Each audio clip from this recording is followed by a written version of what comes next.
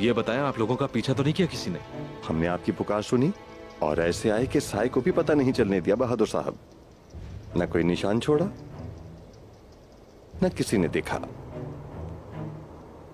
जब उस्मान ने आपके भाई बतूर को कत्ल किया तो आपके बाबा लड़खड़ा गए थे बहादुर साहब। अल्लाह का शुक्र है कि आप वापस आए और उन्हें कुव्वत मिली। अब सब कुछ ठीक हो जाएगा। लेकिन किसी को मालूम नहीं होना चाहिए।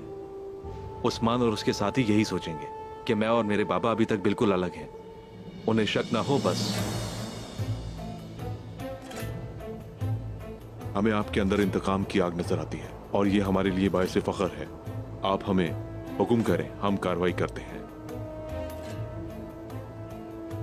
आखिरकार अब ये मुबारक घड़ी आ ही गई। अपनी बहन आयगुल की शादी की रात हम अपनी दुश्मनी को रस्सी बनाकर दुश्मनों के गले घोंट देंगे। ये बताएं, शादी कहाँ होगी जनाब? शादी हवेली में होगी। काई कबीले से हर कोई सरदार आलीशार के मेहमान बनकर फौरन उसके हिसार जाएंगे। और जब वो वापिस कबीले आएंगे तो उनका नया सरदार उनका अच्छा इस्तकबाल करेगा।